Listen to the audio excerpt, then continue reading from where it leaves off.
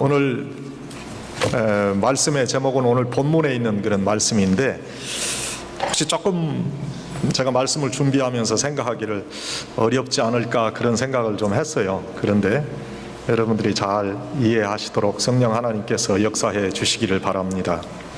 제목 자체가 지혜와 계시의 정신이다. 지혜라는 말은 우리가 아는데 사실 계시라고 하는 말은 우리가 그렇게 익숙하지는 않은 그런 말씀이죠. 계시는 하나님께서 하나님을 나타내 주실 때 그 계시라 하는 말을 우리가 성경에서 쓰거든요. 계시라고 하는 말은 뭔가 이렇게 보여준다는 뜻이거든요. 드러내 준다 그런 뜻인데, 오늘 하나님께서 우리에게 이렇게 잘 밝히 알 수 있도록 무엇이 하나님께서 원하시는 것인가, 소망이 무엇인가, 기독교인들의 소망이 무엇인가, 또 기업의 풍성함이라는 것이 무엇인가, 그리스도의 능력이 어떠한 것인가, 이게 성경에 나오는 말씀이에요. 오늘 본문에 나오는 말씀이에요. 근데 그것을 이해하기 위해서 하나님께서 우리에게 지혜와 계시의 정신을 주시기를 사도 바울이 기도했다는 거죠. 그래서 우리가 이 지혜와 계시의 정신을 주시기를 구해야 됩니다. 바로 믿고 바로 신앙생활 해야 되고, 그래야 바른 축복을 누릴 수 있다는 거지요. 우리가 믿는다고 하는 어떤 신앙의 모습이 우리가 믿는 신앙의 내용과 다르면 그건 신앙의 삶을 살지 않는 것입니다. 그리스도인의 삶하고는 전혀 다른 그런 모습이다 하는 거죠. 지금 우리 한국에 지금 난리가 났잖아요. 대통령 내려와라 지금 난리인데, 저는 이 정치적인 거에 대해서 제가 이야기하고 싶지는 않고, 우리가 한 가지 생각해 볼 수 있는 것은 왜 내려오라 그러겠어요? 우리가 당신한테 기대했던 것이 있다 이거죠. 박근혜 대통령을 뽑을 때 당신은 그 전에 대통령하고는 다른 참 깨끗하고 순진한 그런 사람일 것이다 믿고 당신을 뽑았는데, 당신이 당신의 측근이 이런 비리를 저지르는데도 그것을 확인하지도 못하고 나는 몰랐던 일이라 그렇게 할 수 있느냐? 책임 당신이 져야 된다. 그러니 그 책임을 지고 내려와라, 그런 거 아니겠어요? 그런데 비단 지금 그 대통령뿐만이 아니라 우리도 마찬가지예요. 하나님께서 이러한 신앙의 모습으로 살아라, 이러한 신앙의 그 내용을 너희들이 가지고 살아야 된다, 하나님께서 그렇게 하나님의 말씀을 통해서 우리에게 알려주시는데, 우리는 전혀 그런 삶을 살지도 않고 그런 신앙을 갖지도 않았다면 우리도 비난받아 마땅한 거죠. 대표적으로 요즘 그 잘못된 모습이 나타나는 그런 목사님들이 이제 우리 기독교에서는 주요한 표적이 되고 있는데, 사실은 목사님뿐만 아니라 우리 성도도 다 마찬가지예요. 우리가 신앙의 내용과 우리의 겉으로 나타나는 이 신앙의 형식이 사실은 같아야 되거든요. 그래서 우리가 이런 것을 잘 분별하고 알 수 있는 지혜를 하나님께 구할 수 있어야 돼요. 지혜의 눈을 허락하셔서 하나님께서 우리를 부르신 부르심의 소망이 무엇인지, 또 오늘 말씀과 같이 성도의 기업의 풍성함이 무엇인지, 하나님을 믿는 성도의 능력이 무엇인지 그걸 알게 하신다고 그랬는데, 그걸 우리가 분명히 우리의 심령에 확인해야 돼요. 그래서 믿음의 초보자의 신앙을 벗고 예수 그리스도의 능력을 체험하고 그 능력 안에 살아가는 신앙인들이 돼야 된다는 거죠. 부르심의 소망이 무엇입니까? 하나님께서 우리를 왜 부르셨어요? 하늘나라의 소망을 가지고 살아가는 사람이 되도록 우리를 부르셨어요. 하늘나라를 이 땅에 이루어가고 확장해가는 그 소망을 우리가 가져야 돼요. 우리가 세상적인 삶을 위한 그런 소망이 아니라 영생의 소망을 가지고 세상을 이길 수 있어야 된다 하는 거예요. 성도는 영적인 지혜를 구할 수 있어야 합니다. 사도 바울은 빌립보 교회의 교인들에게 이렇게 간증하잖아요. 어떠한 형편에 있든지 내가 자족하기를 배웠노니 내가 비천에 처할 줄도 알고 풍부에 처할 줄도 알아. 모든 일에 배부르며 배고픔과 풍부와 궁핍에도 일체의 비결을 배웠노라. 내게 능력 주시는 자 안에서 내가 모든 일을 할 수 있느니라. 빌립보 4장 11절에서 13절까지의 말씀이에요. 자신의 현재 상황을 그래서 감사함으로 받을 수 있고 이해할 수 있는 이 엄청난 능력은 바로 사도 바울의 영적인 지혜 때문이었다. 이 지혜는 바로 그의 자족하는 신앙의 노력에서 비롯된 것이지요. 자족할 수 있는 삶의 태도가 바로 신앙이에요. 믿음이 있다고 말하면서도 자신의 현실과 상황에 만족할 수 없다면 이 참다운 기독교 신앙을 가진 것이 아니지요. 기독교 신앙인은 객관적으로 볼 때 내가 지금 불우한 처지에 놓여 있다 할지라도 할렐루야, 아멘, 주님의 섭리가 있는 줄 믿습니다, 감사합니다 하는 믿음으로 받아들이는 자세를 가지고 살아가는 사람이에요. 이러한 신앙인의 자세를 가지는 자가 바로 영적 지혜를 구하는 자요, 부르심의 소망을 이해할 수 있는 자라. 하나님께서 나를 왜 부르셔서 영원한 생명을 살게 하셨나, 그 이해할 수 있는 자는 영적인 지혜를 통해서 소망을 확실하게 갖는 자요. 소망이 뭐예요? 우리에게 소망은 바로 예수님이세요. 여러분, 우리 기독교인들은 희망이라 말하지 않아요. 성경에 희망이라고 되어 있던가요? 소망이라고 되어 있던가요? 소망과 희망은 비슷한 뜻을 가지고 있지만 기독교적인 관점에서 소망의 그 뜻은 단순히 바라는 것 이상으로 오랫동안 마음속에 간직하고 또한 확실한 미래를 예측할 수 있는 그런 단어죠. 그런 의미에서 우리 기독교인들은 예수 안에 소망을 갖는다 하고 하나님께서 우리를 불러주신 부르심의 소망이 무엇인가를 이해해야 돼요. 소망의 신학이라 하는 그런 책을 쓴 독일 신학자 몰트만 박사가 있어요. 그는 우리가 하나님과 예수 그리스도를 바로 이해하는 것은 예수님께서 인류의 영원한 소망을 주시는 분임을 믿는 것이라 그렇게 말했어요. 기독교는 과거의 메인 종교가 아닙니다. 미래를 열어가는 진리이기 때문에 기독교인들은 소망의 사람으로 살아야 한다 그렇게 말씀합니다. 여러분에게 지금 소망이 있습니까? 제가 여러분에게 자주 말씀드리지만은 기독교 신앙은 액세서리가 아닙니다. 예쁘게 치장하고 자신의 모습을 잘 나타내려고 할 때 필요한 것이 액세서리입니다. 그렇죠? 여자분들 머리에 핀을 꽂으면 단정해 보이고 예쁩니다. 그러나 그거 핀 안 꽂았다고 해서 생명이 없어지는 거 아닙니다. 그러나 우리의 심장이 뛰지 않으면 죽습니다. 신앙은 우리의 심장과 같은 거예요. 있어도 그만 없어도 그만인 그런 액세서리가 아니란 말이에요. 기독교 신앙을 액세서리와 같이 그렇게 오해하는 분들이 너무 많아요. 그런데 예수님의 말씀을 자세히 살피고 사도 바울을 통해서 주신 말씀을 잘 살펴보면은 우리 기독교 신앙은 마지막한 가치를 가진 게 아니에요. 주변적인 가치가 아니란 말이에요. 페리페리한 그런 가치. 예수 그리스도를 믿고 그분의 가르침을 따르게 되면 섬길 수 있는 거예요. 이해할 수도 있고 줄 수도 있고 받을 수도 있고 포용할 수도 있고, 중요한 것은 사탄 마귀의 역사를 분별할 수 있고 그리고 지혜롭고 담대하게 살 수 있는 거예요. 이것이 성도의 기업의 풍성함의 뜻이에요. 더 나아가 영원히 사는 영생의 비밀을 터득하게 되는 거예요. 예수 그리스도 안에서 죄 사함을 받고 구원의 은혜를 체험한 사람들에게 인생은 아름답고 가치가 있어 보이는 거예요. 세상이 변해서 그런 거 아닙니다. 바로 내 심령이 주님께서 주시는 성도의 기업의 풍성함으로 채워졌기 때문에 성도의 기업의 풍성함은 우리가 살아가는 세상의 환경과 상황이 달라져서 이루어지는 것이 아니고 세상이 주는 삶의 풍성함은 다분히 환경적인 것이지요. 그건 일시적이고 피상적인 것이지요.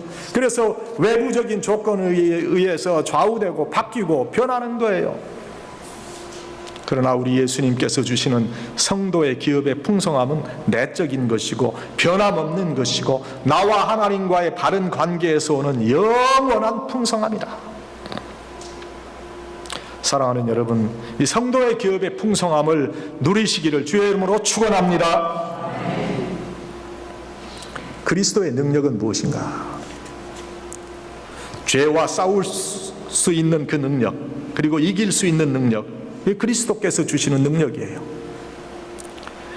이것은 부활을 믿는 신앙이 전제돼야 가능한 거지요. 그리스도의 능력은 무에서 유를 창조하는 능력이에요.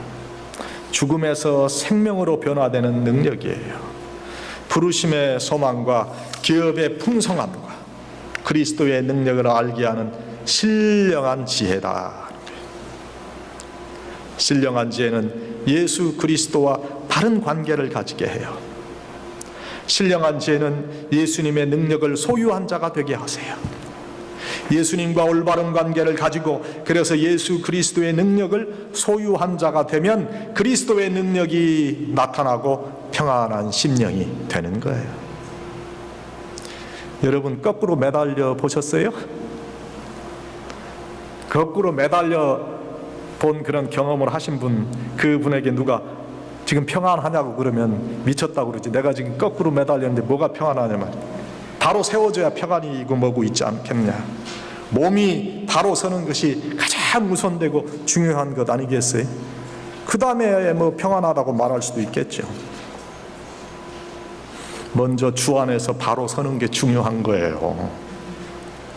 그래야 그리스도의 능력이 우리에게 온전하게 역사되는 거예요. 바로 서는 일 없이 평안이 있을 수 없고 그리스도의 능력도 역사될 수 없어요. 예수 그리스도와의 올바른 관계의 회복이 없이 그리스도의 능력은 우리에게 나타날 수 없어요. 예수님의 능력은 예수님께서 나와 함께 하신다는 임마누엘의 신앙에 근거하는 것이지요. 그래서 신실한 믿음의 사람들은 고독이나 좌절이나 죄의식이나 열등의식이나 그리고 허무함에 사로잡히지 않아요. 세상의 모든 것을 내가 다 얻었다 해도 마음의 평안과 소망을 상실했다면 그건 불행한 사람이에요. 예수님의 능력이 나타날 수 있도록 항상 성령 충만함을 위해서 기도하고 임마누엘의 신앙으로 살고 있는지를 우리가 계속해서 내 자신에게 확인해 보는 것, 그래서 얼마나 중요한지 몰라요. 그래서 여러분 항상 기도하세요.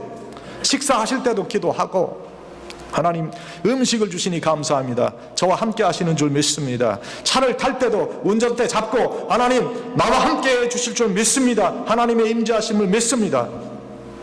내가 무엇을 할 때, 직장에 일을 시작할 때도 하나님 함께 하심을 믿습니다. 저녁에 잘 때도 하나님 나와 함께 하심을 믿습니다. 일어날 때도 우리가 그렇게 기도하고 하나님께서 함께 하심을 확인하는 거예요.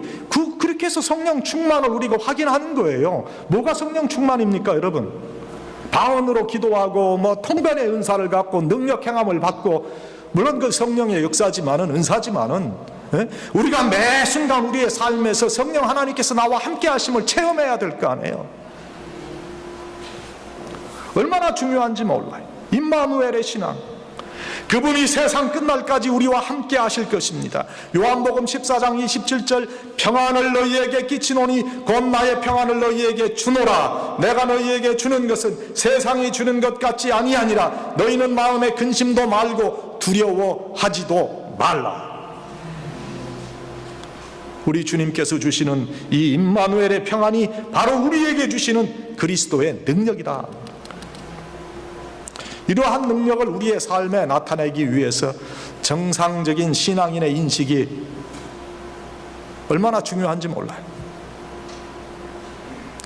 비정상적인 사고를 하지 않도록 항상 깨어 있어야 돼요. 집단 최면에 빠져도 안 되고 비정상적인 사고의 사람이 되는 불행함이 있어서도 안 돼요. 비정상적인 사고가 정상적인 사고를 몰아내는 그런 일이 인류 역사에 나타난 적이 있습니다.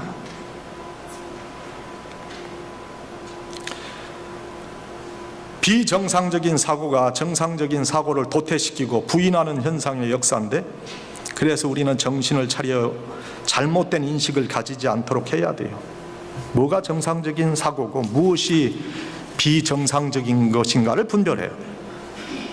잘못된 생각하는 사람들, 잘못된 인식을 하는 사람들을 정죄해서는 안 되지만 그들의 생각을 정상적인 것으로 받아들여서는 안 될 것이다. 비정상적인 일들은 비극적 결말을 가져온다는 것을 절대로 잊어서는 안 돼. 1889년 4월 6일 이 같은 날 두 아이가 태어났어요. 한 아이는 오스트리아인 부부 사이에서 태어났는데 부부가 사촌 남매예요. 좀 안 됐죠? 법적으로나 윤리적으로나 생물학적으로 잘못된 만남이었어요. 그 태어난 아기 아버지는 세무서 직원이었는데 성질이 아주 급했고, 어머니는 주부이지만 그 주부나 엄마로서의 일보다 밖으로 나돌기를 좋아했어요. 아버지가 죽었어요. 어머니가 이 아이를 알코올 중독자인 그 아이의 숙모에게 맡기고 달아났어. 아이가 자라서 16세 학교를 중퇴합니다. 그리고 가출해서 여러 직업을 전전하다가 독일 군대에 입대해요. 그 정치에 입문하고 아주 극렬한 행동대원이 되게 돼요. 그의 극렬한 정치 활동은 그를 1933년 독일의 수상이 되게 했어요. 많은 사람들이 그에게 열광했어요. 그런데 그에 의해서 독일과 전 세계가 전쟁에 휘말리고 무고한 유태인 600만 명을 비롯해서 수천만 명이 죽었다. 수없는 사람들이 그로 인해 고통을 받았어요. 인류의 가장 큰 범죄자 아돌프 히틀러가 바로 그 아이예요. 비정상적인 사고가 정상적인 사고를 압도함으로 일어난 역사의 비극이에요. 또 다른 아이가 같은 날 태어났는데 텍사스에서 태어났어요. 그 부모가 이 아이와 함께 캔사스로 이사를 해요. 이 아이를 기독교 신앙으로 양육하기 위해서 도시 지역에서 시골 지역으로 옮겨간 거예요. 하나님을 두려워하라, 그런 가훈하에 부모는 아이를 교육하고 온 가족은 교회에서 열심으로 하나님을 믿고 섬기고 봉사했어요. 이 소년은 청년이 될 때까지 어머니와 손을 잡고 간절히 기도했어요. 그는 군대 복무에 관심을 가지고 웨스트 포인트에 입학하고 졸업해서 훌륭한 군인이 됐어요. 그가 후일에 미국의 34대 대통령이 되었던 아이젠하워예요. 2차 대전을 승리로 이끌었던 미국의 명장, 훌륭한 대통령, 1969년 80세를 일교로 평화롭게 눈을 감았어요. 그리고 전 세계가 그의 죽음을 애도합니다. 여러분, 정상적인 사고와 비정상적인 사고의 뚜렷한 가치를 가진 게 아니라 정말 핵심적인 가치를 가진 거예요. 영원한 삶과 죽음을 결정하는 가장 근본적이라는 거예요. 기독교 신앙은 삶을 의미 있게 만들어주는 방법과 지혜가 아닙니다. 우리 삶의 근본이요 목적이라는 거예요. 사도 바울은 이것을 충분하고 넘치게 이해했어요. 영원한 생명을 위해서 육신의 삶의 환경을 초월했던 그 사람이 바로 사도 바울입니다. 우리도 사도 바울과 같이 인생의 목적이신 예수 그리스도를 위해서 살아야 하고 그분에게 소망을 둬야 돼요. 지금 우리는 이 소망의 근본이신 예수 그리스도의 탄생을 축하하며 그의 오심을 기다리는 대강절의 절기 안에 있어요. 촛불을 하나 켰습니다. 다음 주에는 2개 켜고 그 다음 주에는 3개 켜고 성탄절이 되면 4개를 켜는 거예요. 예수님은 인류의 상황 속에 그대로 오셨고 소망으로 우리에게 구원의 복음을 주셨어요. 그래서 그분을 구세주로 믿는 사람은 누구든지 영생을 얻게 하시기 위해서 인류의 소망으로 우리에게 오셨다는 거예요. 소망 없는 사람, 죽은 사람과 마찬가지예요.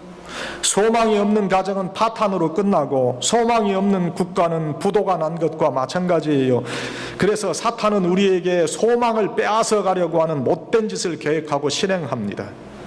그래서 신령한 지혜로 사탄의 계획을 파악하고 예수 안에 우리의 소망을 든든히 해야 해요. 우리의 소망은 오직 예수 그리스도이세요. 우리를 죄에서 구원하신 예수 그리스도, 영원한 사망에서 해방시킨 예수 그리스도, 그분만이 진정한 우리의 소망이 돼야 된다는 거예요. 우리의 소망이 잘 살고 뭐 집을 사고 사업체를 사고 영주권을 얻고 우리가 시민권을 얻고 건강하게 사는 것이, 그것이 우리의 소망이 돼서는 안 된다는 거예요. 절망적인 현실에서 암울한 상황 속에서 낙심하지 말고 예수님의 십자가를 바라보고 소망의 사람으로 살아야 돼요. 예수님이 삶의 근본이 되시면 육신의 삶의 필요도 분명히 채워주세요. 그건 제 간증이에요. 그래서 육신의 삶의 필요를 위해서 예수님을 이용하고 육신의 삶이 근본이 되고 목적이 되고 예수님을 믿는 신앙을 주변적인 가치에 두게 되면 그렇게 하면 할수록 소망은 약해지는 거예요. 육신의 삶도 궁핍해지고 은혜도 메말라가는 거예요. 사랑하는 여러분, 우리를 부르신 부르심의 소망 안에서 예수님께서 바로 삶의 근본이요 목적이 되시는 그런 신앙의 삶을 누리시기를 간절히 축원합니다. 간절히 축원합니다. 기업의 풍성함은 또 무엇일까? 기업은 성도의 기업을 뜻하는 게 아니에요. 우리가 지금 사업체 운영하고 뭐 델리를 하고 뭐 세탁소 하고 그 사업체가 아니에요. 우리가 물질적인 풍성함을 위한 그런 기업 운영이 아니라 영적인 은혜의 풍성함을 뜻하는 거죠. 은혜의 풍성함은 어떠한 인생의 때에도 기쁨으로 살 수 있는 능력을 준다는 거예요. 성도는 세상이 감당할 수 없는 능력의 사람입니다. 우리의 삶이 풍성한 은혜의 삶이 돼야 돼.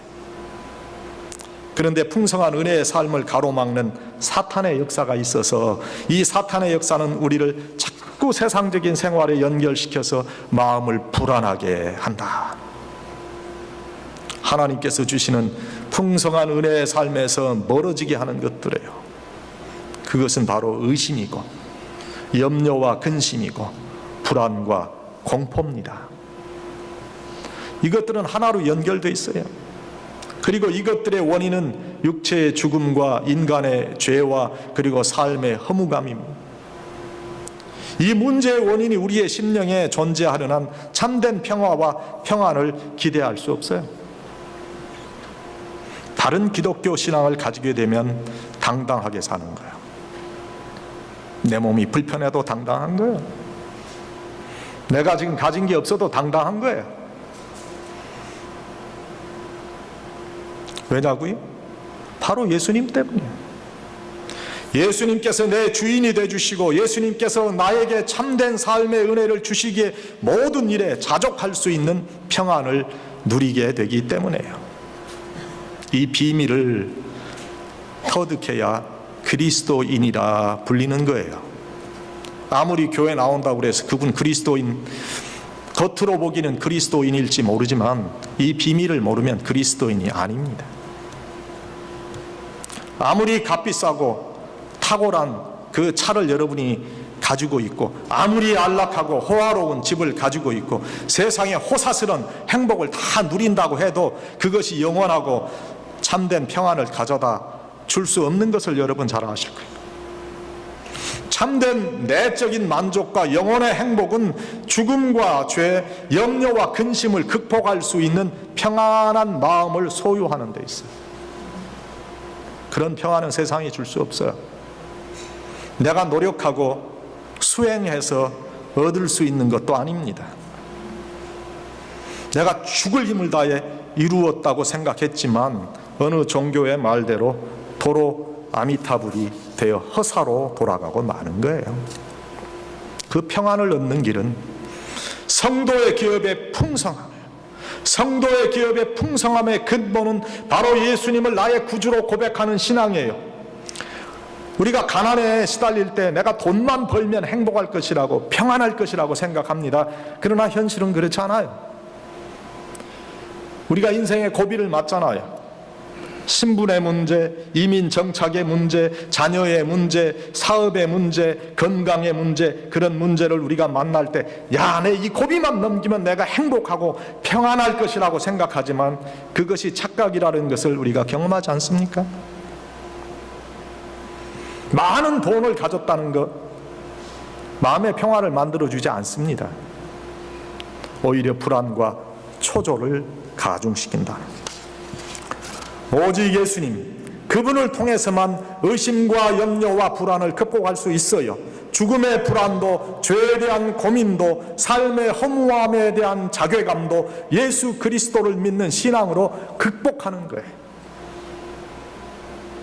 이것이 바로 하나님의 말씀이신 성경이 우리에게 전해주시는 장엄한 메시지예요. 성경은 예수 그리스도에 대한 말씀이잖아요. 그 말씀은 바로 우리에게 주시는 소망이잖아요. 세상을 이기는 능력과 평안이라는 거예요. 여러분, 인생의 삶에 있어서 떳떳하지 못하고 담대하지 못한 이유가 어디 있습니까? 그건 생활의 염려, 근심이요. 그것은 자세히 살펴보면 우리 육신의 죽음과 연결되어 있다. 그래서 신앙인의 담대함으로 살지 못하고 비열해진다. 구약의 역사를 보면요, 솔로몬 이후에 왕국이 분열되고 그 이스라엘의 왕이 된 여로보암이 소개되잖아요. 이스라엘이 남과 북으로 분열되지요. 그때 이스라엘 왕이 되었던 여로보암은 우상을 섬겼던 못된 그런 왕으로 구약의 역사가 계속해서 기록하고 있어요. 그런데 우리도 이러한 여로보암 왕과 같은 죄가 심령에 없는지 모르겠어요. 우리 심령 속에 못된 우상이 자리 잡고 있어서 담대한 신앙의 모습을 보이지 못하고 비열하게 세상과 타협하고 있지는 않는가 하는 거예요. 세상의 기업의 풍성함이 우리에게 이루어지기보다 성도의 기업의 풍성함이 우리 심령에 이루어지도록 우리가 애쓰고 힘써야 되는 거예요. 생각을 바꾸세요. 기독교적인 관점에서 세상을 봐야 돼요. 예수님의 마음으로 관계를 정립할 수 있어야 돼요. 성도의 기업의 풍성함을 먼저 생각하는 자로 살아야 돼요. 이 세상에 생명을 가진 자로서 내가 왜 살아야 하고 무엇을 위해 살아야 하는지 그 의미와 목적을 모르면 불행한 인생이에요. 그런데 세상이 감당할 수 없는 성도의 기업의 풍성함을 얻고 하나님의 은혜를 얻게 되면 값있고 멋진 행복한 인생을 살 수 있는 거예요. 결과의 차이를 보여주는 예입니다. 우리가 정상적으로 인지하고 사고할 수 있도록 정상적인 인식과 사고를 하는 신앙인이 되도록 기도하는 것이 그래서 얼마나 중요한지 몰라요. 이단들은 비정상적인 신학을 정상적인 것으로 믿고 사는 자들이에요. 이단을 판별하는 것은 신학적인 검증에 맡겨야 하지만은, 여러분, 제가 판별하는 기준을 하나 말씀드리면, 우선 우리가 느끼기에 우리 마음을 평안하게 해주지 않는 독선적인 느낌이 강하다는 거예요. 이렇게 해야만 하나님의 은혜가 임한다, 이렇게 해야만 성령의 역사가 임한다. 그 독선적인 거예요. 무언가 불편해요. 사랑하는 여러분, 예수 그리스도의 능력이 우리의 삶에 나타나도록 정상적인 신앙인으로 예수님께서 임마누엘로 나와 동행하심을 늘 확인하고 그 그리스도의 능력으로 살아가시는 여러분들이 되시기를 축원합니다. 오늘 본문에 이 사도 바울이 주시는 말씀과 같이 지혜와 계시의 정신을 우리에게 주셔서 부르심의 소망을 든든히 하고 성도의 기업의 풍성함을 누리고 그리고 그리스도의 능력을 나타내시는 그런 여러분들이 다 되시기를 주의 이름으로 간절히 축원합니다. 기도하십시다.